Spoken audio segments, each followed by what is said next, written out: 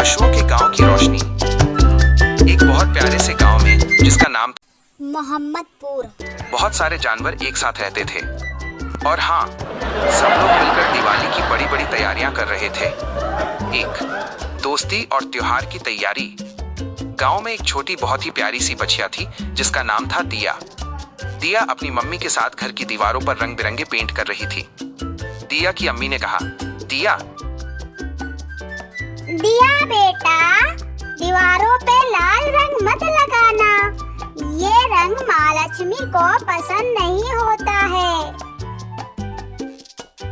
दिया ने तुरंत ब्रश रखा और खुशी से दौड़कर बालकनी पर आ गई। दिया ने आवाज लगाई, अम्मी मैं बस अभी आती हूँ, मुझे अपने दोस्त चांद को उसके नए दिवाली के कपड़े दिखाने हैं।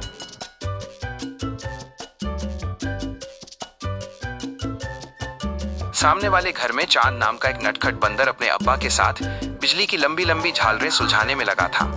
चांद ने पूछा, अब्बा क्या मेरी वाली झालर दिया के छोटे छोटे मिट्टी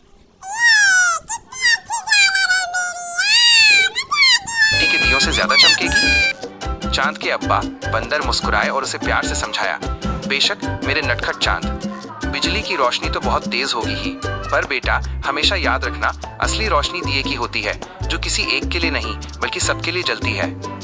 चांद ने दिया को देखा और खुशी से चिल्लाया, हाय दिया, मेरे अब्बा कहते हैं इस बार हम पड़ोसियों को ईद की तरह बहुत सारी मीठी सेवियां भी बांटेंगे। दिया ने भी जोर से कहा, वाह, और मेरे घर से तुम्हारे लिए ढेर सारे खील बताशे और गोल गोल बेसन के लड्डू।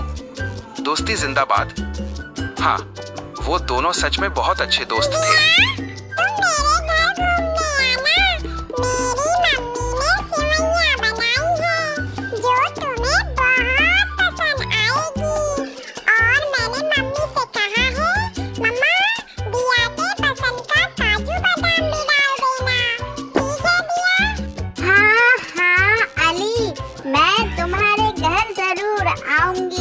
और तुम्हारे मम्मी के हाथ का पका हुआ सिमई खाऊंगी। वैसे भी दादाजी की नाराजगी बहुत पसंद तभी है। वहाँ दादाजी बैल आए।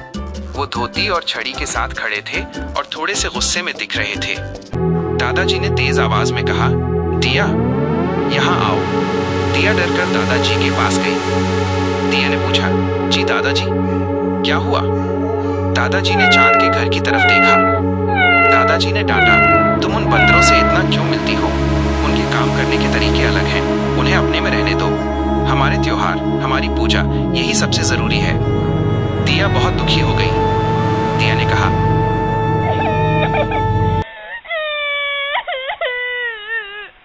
दादाजी, चांद मेरा दोस्त है और वो बहुत अच्छा है। पर दादाजी चांद तो मेरा दोस्त है, वो बहुत अच्छा है। दादाजी को बहुत गुस्सा आया। उन्होंने अपनी छड़ी जमीन पर जोर से पटकी और चांद के घर की ओर वाली खिड़की झटके से बंद कर दी। दादाजी गुस्से से, मैंने जो कहा वही होगा, अपनी सीमा में रहो। चांद के घर में चांद के अब्बा बंदर ने खिड़की बंद होते हुए देखा।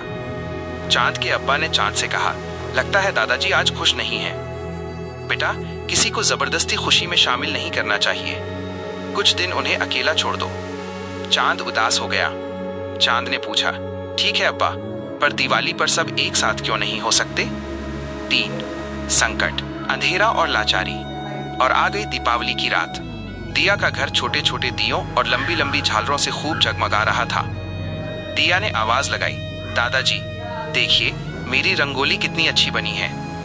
मैंने कितनी प्यारी रंगोली बनाई है। अब की बार दीपावली बहुत अच्छी जाएगी। अरे मैं अभी दादाजी को दिखाती हूँ, दादाजी देखेंगे तो बहुत खुश हो जाएंगे और हो सकता हो कि मुझे चॉकलेट भी दे।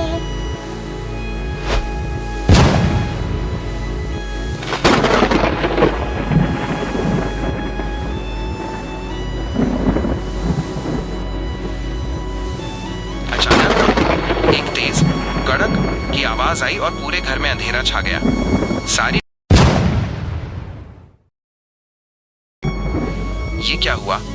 बिजली, मेरी आंखें। दादाजी को अंधेरे से बहुत बहुत डर लगता था। दिया डर कर रोने लगी। दिया रोते हुए, दादाजी मुझे डर लग रहा है। दादाजी घबराकर अपनी छड़ी से अंधेरे में सब टटोलते रहे, पर उनकी बड़ी सी ताकत भी अंधेरे में किसी काम नहीं आ रही थी। दादाजी चीखे, बोर्ड, स्विच बोर्ड कहाँ है?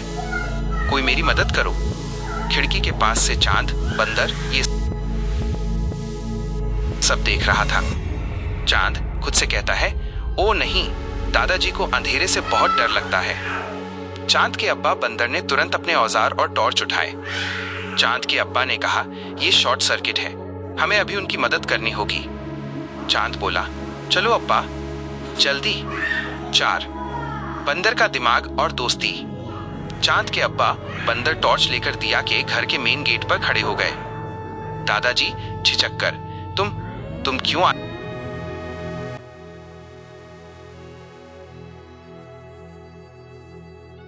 ओहो ओहो, तुम क्यों आए हो मेरे घर?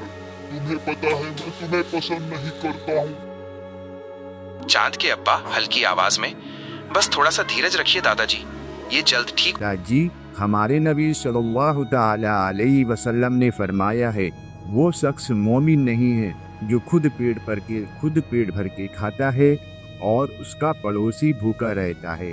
ये हदीस सिर्फ खाने के लिए नहीं है, हर वो काम के लिए है जो पड़ोसी की ज़रूरत को पूरा करे।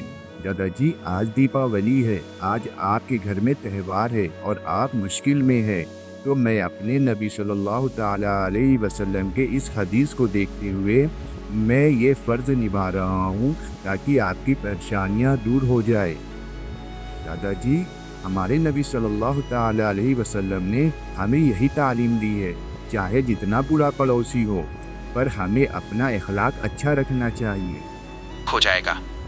चमत्कार, घर में बिजली वापस आ गई। दिए और झालरें फिर से जगमगा उठे। दिया खुशी से हुरहु, रोशनी आ गई। थैंक यू अब्बा। दादाजी बैल की आंखों में आंसू आ गए। वो बहुत भावुक हो गए और बंदर अब्बा को गले लगा लिया। दादाजी गहरी आवाज में, माफ कर दो भाई, मैंने अहंकार में तुम्हें छोटा समझा। मुझे लगा कि हम अलग हैं, पर तुमने मेरी आंखें खोल दी। दादाजी ने कहा, असली रोशनी दिए में नहीं। ज्यादा बड़ा है। तुमने अपने अच्छे अखलाक से ये साबित कर दिया कि अहंकार और घमंड सबसे नीचा है और इखलाक सबसे ऊपर है। मैं अब सच्चे मन से तुम्हारे नबी मोहम्मद सल्लल्लाहु ताला अलैहि वसल्लम का सम्मान करता हूँ।